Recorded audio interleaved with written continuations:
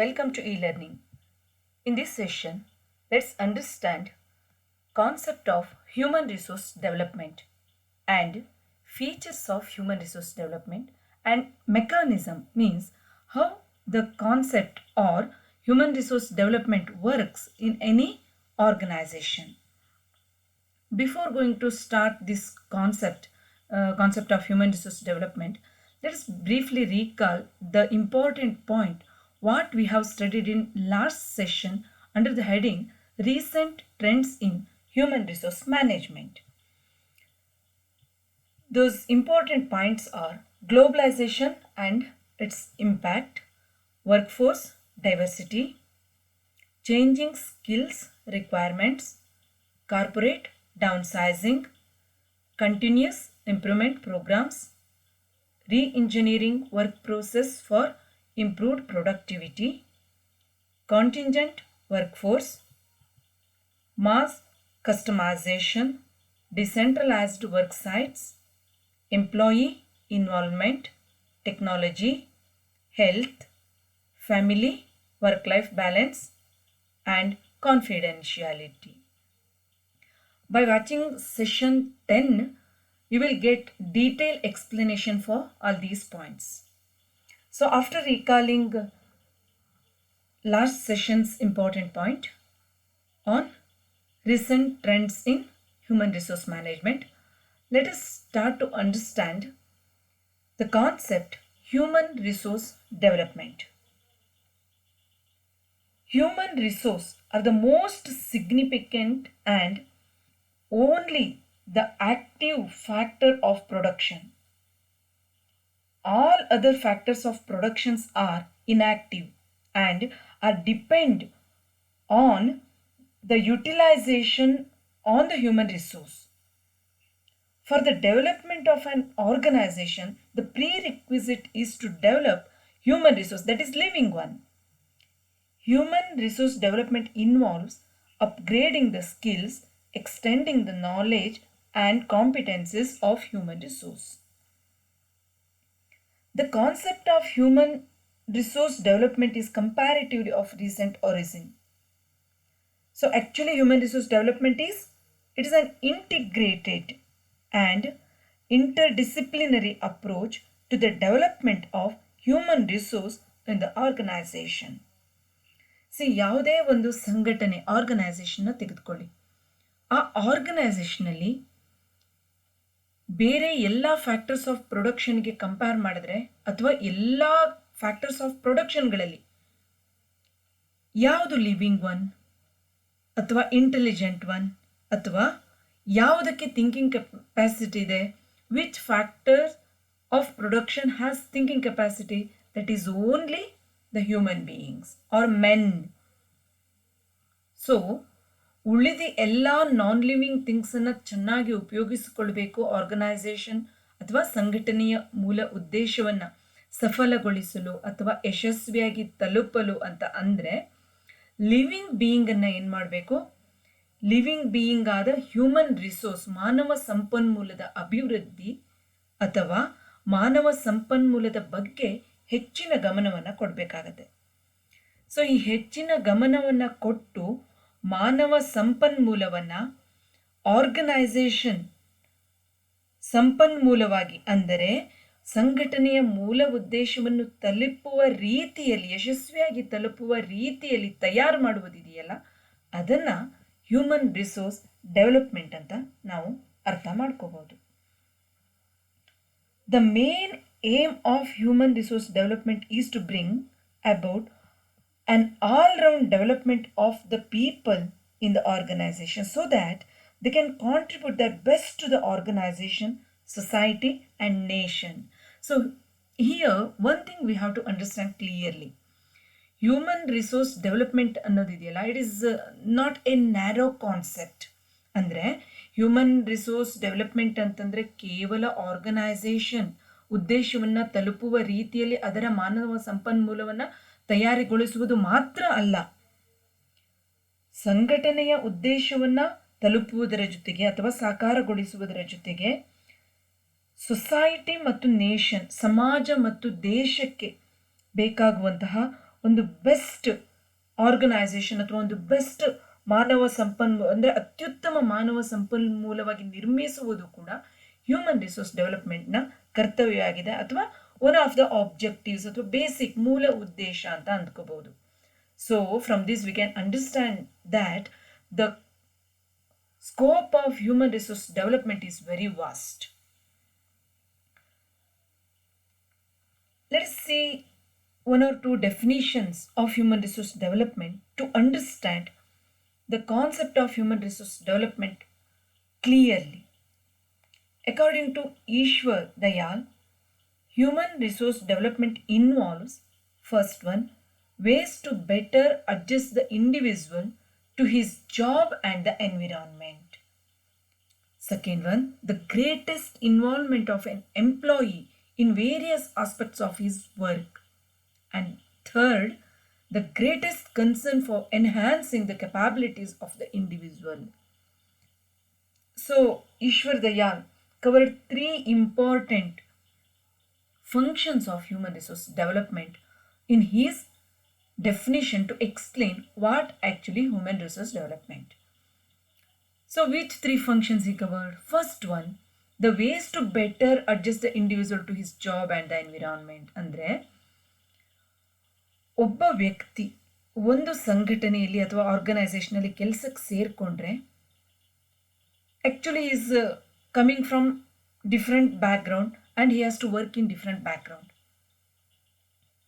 ಆರ್ಗನೈಸೇಷನಲ್ಲಿ ಇರುವಂತಹ ಒಂದು ವಾತಾವರಣ ಬೇರೆ ರೀತಿಯಾಗಿರುತ್ತೆ. ಅವನು ಕೆಲಸ ಮಾಡೋದಿರ್ಬೋದು, ಅಥವಾ ಅವನ ಕೆಲಸ ಇರ್ಬೋದು, ಅಥವಾ ಅವನು ಬೇರೆಯವರ ಜೊತೆ ಹೊಂದಿಕೊಳ್ಳುವಂಥದ್ದಿರ್ಬೋದು. ಈ ಥರದ ಒಂದು ವಾತಾವರಣ ಬದಲಾವಣೆ ಇರುತ್ತೆ ಆರ್ಗನೈಸೇಷನಲ್ ಎನ್ವಿರಾನ್ಮೆಂಟ್. ಸೊ ಅದಕ್ಕೆ ಅವನು ಹೊಂದಿಕೊಳ್ಳುವ ರೀತಿಯಲ್ಲಿ ಅವನ ಪ್ರಿಪೇರ್ ಮಾಡುವಂಥದ್ದು, ತಯಾರು ಮಾಡುವಂಥದ್ದಿದೆಯಲ್ಲ, ವಿತೌಟ್ ಹೆಸಿಟೇಷನ್ ಇರ್ಬೋದು, ಅಥವಾ ಹೆದರಿಕೆ ಇಲ್ಲದೆ ಇದ್ದ ರೀತಿಯಲ್ಲಿ, ಅಂದರೆ ಅವನ ಕೆಲಸವನ್ನು ಎಂಜಾಯ್ ಮಾಡೋ ರೀತಿಯಲ್ಲಿ ಹೊಂದ್ಕೊಳ್ಳುವಂತೆ ಮಾಡೋದಿದೆಯಲ್ಲ, ಹ್ಯೂಮನ್ ರಿಸೋರ್ಸ್ ಡೆವಲಪ್ಮೆಂಟ್ನ ಕಾರ್ಯ. ಎರಡನೇದು, greatest involvement of an employee in various aspects of his work. So his job ಅಂತಂದರೆ ಇಟ್ ಈಸ್ ನ್ಯಾರೋ ಸೆನ್ಸ್. ಕೇವಲ ಅವನ ಜಾಬ್ ಒಂದು ಮಾಡ್ಕೊಂಡು ಹೋದರೆ ಆಯಿತು, ಆ ವ್ಯಕ್ತಿಯ, ಆ ಎಂಪ್ಲಾಯಿಯ, ಕೆಲಸಗಾರನ ಜಾಬ್ಗೆ ಸಂಬಂಧಪಟ್ಟಿದ್ದು. Here various aspects of his work ಅಂತಂದರೆ actually in any organizations we can see that jobs are interrelated. So job ಅನ್ನೋದಿದೆಯಲ್ಲ, ಒಂದು ಕೆಲಸ ಇನ್ನೊಂದು ಕೆಲಸದ ಜೊತೆ ರಿಲೇಟೆಡ್ ಆಗಿರುತ್ತದೆ, ಅಥವಾ ಒಂದಕ್ಕೊಂದು ಸಂಬಂಧ ಇರುತ್ತೆ. ಇಲ್ಲ ಅಂತ, ಹಾಗೆ ಸಂಬಂಧ ಇಲ್ಲ ಅಂತಂದರೆ ಅಲ್ಟಿಮೇಟ್ಲಿ ಎಲ್ಲ ಜಾಬ್ಗಳು ಸೇರಿಕೊಂಡು ಒಂದು ಉದ್ದೇಶವನ್ನು ಸಫಲಗೊಳಿಸಲು ಸಾಧ್ಯ ಇರಲ್ಲ. So to attain the single objective of an organisation, that organisation should develop different works like that those works are should be interrelated. So ಹೀಗಿದ್ದಾಗ ಅವನ ಒಂದು ಕೆಲಸಗಳ ಜೊತೆ ಬೇರೆ ರಿಲೇಟೆಡ್ ಕೆಲಸದಲ್ಲೂ ಕೂಡ, ಅಥವಾ ಡಿಫರೆಂಟ್ ಆಸ್ಪೆಕ್ಟ್ಸ್ಗಳ ಜೊತೆ ಅವನು ಅದರಲ್ಲಿ ಕೂಡ ತನ್ನನ್ನು ತಾನು ತೊಡಗಿಸುವ, ಅಂದರೆ ತನ್ನ ಜಾಬ್ ಆಯಿತು, ಓಕೆ ತನ್ನ ಕೆಲಸ ಮುಗೀತು, ತನಗೇನು ಸಂಬಂಧ ಇಲ್ಲ, ಆ ಥರ ಹೇಳೋ ಆಗಿಲ್ಲ. He should take care about other related works too. So like that mentally prepare ಮಾಡೋದಿದೆಯಲ್ಲ, ಹ್ಯೂಮನ್ ರಿಸೋರ್ಸ್ ಡೆವಲಪ್ಮೆಂಟ್ ಕಾರ್ಯ ಆಗಿದೆ. And next one, greatest concern for enhancing the capabilities of individual. See individual capability and use of their potentiality may be different. ಅಂದರೆ ನಮ್ಮ ಸಾಮರ್ಥ್ಯ ಮತ್ತು ನಮ್ಮ ಕೆಲಸ ಮಾಡುವುದು ಡಿಫ್ರೆಂಟ್ ಇರ್ಬೋದು. ನಮ್ಮ ಸಾಮರ್ಥ್ಯಕ್ಕೆ ತಕ್ಕನಾಗಿ ಕೆಲಸ ಮಾಡದೇ ಇರ್ಬೋದು. ಸಾಮರ್ಥ್ಯಕ್ಕೆ ತಕ್ಕನ ಹಾಗೆ ಕೆಲಸ ಮಾಡಬೇಕು ಅಂತಂದರೆ ಏನಿರಬೇಕು? ಪ್ರಾಪರ್ ಮೋಟಿವೇಶನ್ ಇರಬೇಕು, ಪ್ರಾಪರ್ ರಿವಾರ್ಡ್ ಅಂದರೆ ನಿಮ್ಮ ಕೆಲಸಗಳಿಗೆ ಒಂದು ಒಳ್ಳೆಯ ರಿವಾರ್ಡನ್ನು ಆಫರ್ ಮಾಡಿದಾಗ ಏನು ಮಾಡ್ತೀರಾ ನೀವು? ಅತ್ಯುತ್ತಮವಾಗಿ ಅಥವಾ ಇನ್ನೂ ಉತ್ತಮ ಕ್ಷಮತೆಯಿಂದ ಕೆಲಸವನ್ನು ಮಾಡ್ತೀರಾ. ಆ ರೀತಿ ಮಾಡುವಂತೆ ಪ್ರೇರೇಪಿಸುವುದು ಯಾರ ಕೆಲಸ? ಹ್ಯೂಮನ್ ರಿಸೋರ್ಸ್ ಡೆವಲಪ್ಮೆಂಟ್ ಕೆಲಸ ಆಗಿದೆ, according to Ishwar Dayal. And now let's see another one definition from T.V. Rao. According to T.V. Rao, human resource development is a process in which the employees of an organization are continually helped in a planned way to. So ಏನು ಒಂದು human resource development ಅನ್ನೋದಿದೆಯಲ್ಲ, T.V. Rao ಪ್ರಕಾರ it's a process ಅಂತಂದರೆ one time ಮಾಡಿ ಬಿಡೋ ಅಂಥದ್ದಲ್ಲ, continuous function ಇದು. So continuous function ಯಾವುದ್ರ ಬಗ್ಗೆ ಇದೆ? It helped in a way to ಯಾವುದಕ್ಕೆ ಹೆಲ್ಪ್ ಮಾಡುತ್ತೆ ಅನ್ನೋದನ್ನ ಒಂದೊಂದಾಗಿ ನೋಡೋಣ. First one, acquire or sharpen capabilities so that required to perform various functions associated with their present or expected future roles. So first one, how it helps? It helps human resource, the concept of human resource development or the ideology of human resource development is all about to help employees to acquire or sharpen capabilities to perform various functions. So ಇವಾಗ ಒಂದು job ಮಾಡಬೇಕು ಅಂತಂದರೆ ಬೇರೆ ಬೇರೆ ಕಾರ್ಯಗಳನ್ನು ಮಾಡಬೇಕಾಗಿರುತ್ತೆ. ಆ ಎಲ್ಲ ಕಾರ್ಯಗಳನ್ನು ಮಾಡಲು ಬೇಕಾಗುವ ಸಾಮರ್ಥ್ಯವನ್ನು ಗಳಿಸಿಕೊಳ್ಳುವುದು ಅಥವಾ ಆಲ್ರೆಡಿ ಆ ಸಾಮರ್ಥ್ಯ ಇದ್ದರೆ ಅದನ್ನು ನಾವು ಬೇಕಾದ ರೀತಿಯಲ್ಲಿ ಶಾರ್ಪ್ ಮಾಡ್ಕೊಳ್ಳೋದು ಅಥವಾ ಅದನ್ನು ಏನಂತ ಹೇಳ್ಬೋದು, ನಾವು ಉಪಯೋಗಿಸಿಕೊಳ್ಳುವ ರೀತಿಯಲ್ಲಿ ಬೆಳೆಸಿಕೊಳ್ಳುವುದಿದೆಯಲ್ಲ, ಅದು ಮೊದಲನೆಯ ಕೆಲಸ ಆಗಿದೆ. After acquire and sharpen capabilities, next is develop their general capabilities as individuals discover and exploit their own inner potentials for their own organizational purpose. So first one is about to perform different jobs efficiently, and second one is about to develop their general capabilities. ಈ general capabilities ಯಾವುದಕ್ಕೆ ಸಂಬಂಧಪಟ್ಟಿದ್ದು?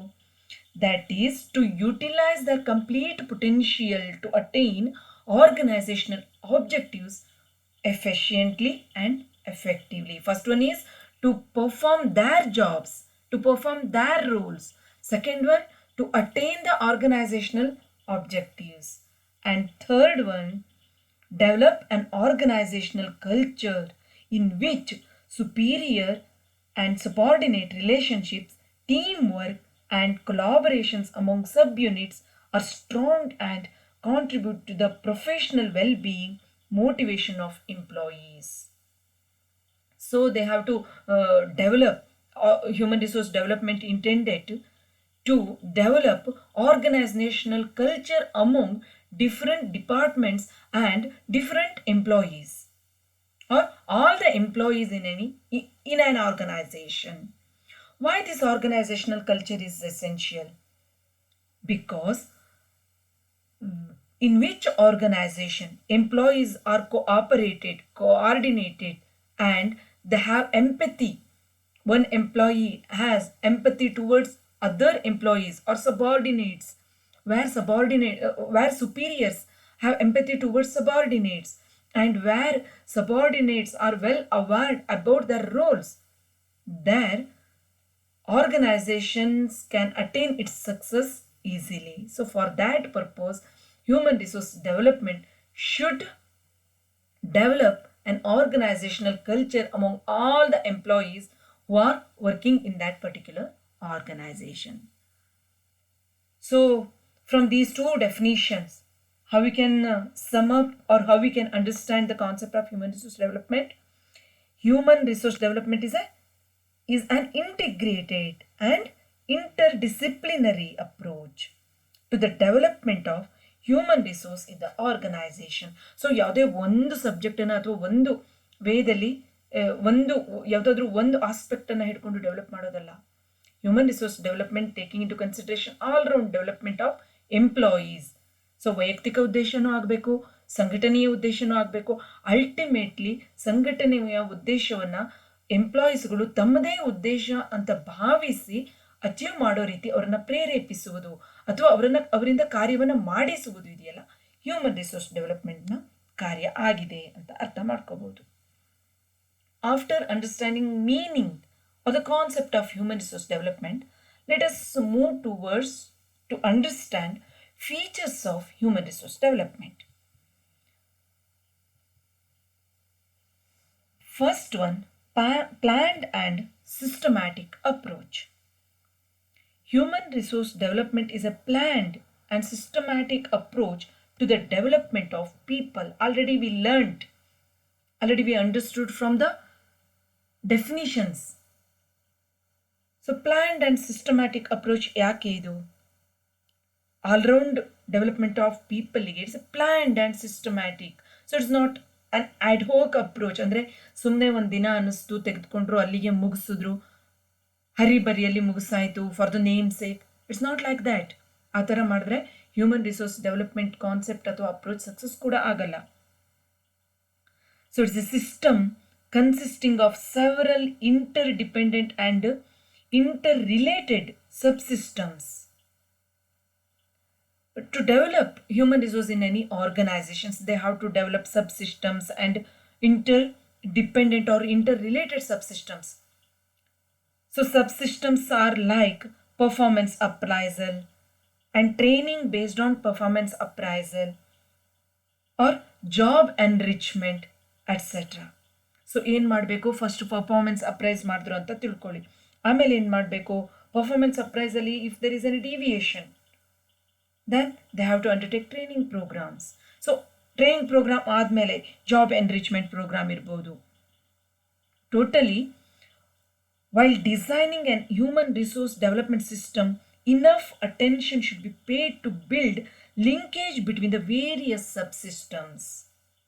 Okay, ಈಗ performance appraisal ಆಯಿತು. Performance ಅಪ್ರೈಸಲ್ಲಿ they found that human resource management department found that there is gap between actual performance and objective set or predetermined. Then ಏನು ಮಾಡಬೇಕು ಅನ್ನೋದು ಗೊತ್ತೇ ಇಲ್ಲದೆ ಹೋದರೆ ಅಥವಾ ಪ್ರಿಯರ್ ಪ್ಲ್ಯಾನ್ ಇಲ್ಲದೆ ಹೋದರೆ ಏನಾಗುತ್ತೆ, ಇನ್ಕಂಪ್ಲೀಟ್ ಆಗುತ್ತೆ, ಹ್ಯೂಮನ್ ರಿಸೋರ್ಸ್ ಡೆವಲಪ್ ಆಗಲ್ಲ. ಹ್ಯೂಮನ್ ರಿಸೋರ್ಸ್ ಡೆವಲಪ್ ಆಗಬೇಕು ಅಂತಂದರೆ it should be a complete or it should be a systematic approach.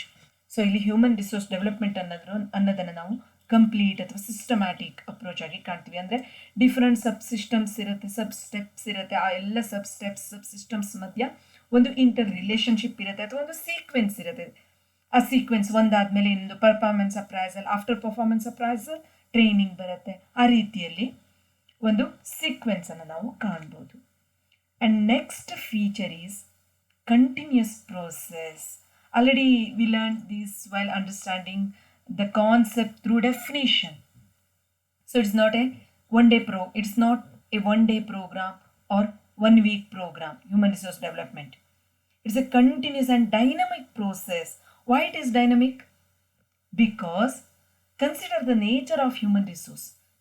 Human resource ಅಂತಂದರೆ ನೀವು ಯಾವುದೋ ಒಂದು ಕಂಪನಿ ಅಲ್ಲಿರೋ ಎಂಪ್ಲಾಯೀಸ್ಗಳು ಆ ಥರ ಥಿಂಕ್ ಮಾಡೋದು ಬೇಡ. ನಮ್ಮನ್ನೇ ತಗೊಳ್ಳಿ. ನಮಗೆ ಇವತ್ತು ಇಷ್ಟ ಆಗಿರೋದು ಅಥವಾ ನಮಗೆ ಇವತ್ತು ಏನು ಹೌದು ಅಂತ ಅನ್ಸುತ್ತೋ ಅದು ನಾಳೆ ಹೌದು ಅಂತ ಅನ್ಸುತ್ತೆ. ಬೇಕಂದ್ರೆ ಯಾವುದಾದ್ರೂ ಒಂದಷ್ಟು ಜ್ಞಾನವನ್ನು ಪಡೆದುಕೊಂಡ್ಮೇಲೆ ನಾವು ತಿಳ್ಕೊಂಡಿರೋ ಯಾವುದೋ ಒಂದು ನಂಬಿಕೆ ಸುಳ್ಳು ಅಂತ ಅನಿಸ್ಬೋದು ಅಥವಾ ಹೊಸ ಹೊಸ ಐಡಿಯಾಗಳು ಬರ್ಬೋದು. ಸೊ ಮನುಷ್ಯರ ಬಿಹೇವಿಯರ್ ಬದಲಾಗ್ತಾ ಹೋಗುವ ಕಾರಣದಿಂದ ಅವರನ್ನು ಡೆವಲಪ್ ಮಾಡೋ ಅಪ್ರೋಚ್ ಕೂಡ ಏನಾಗಿರಬೇಕು, that also should be dynamic approach. ಅಂದರೆ ಅದು ಬದಲಾವಣೆಯನ್ನು ಅಥವಾ ಫ್ಲೆಕ್ಸಿಬಿಲಿಟಿಯನ್ನು ಒಳಗೊಂಡಿರಬೇಕು.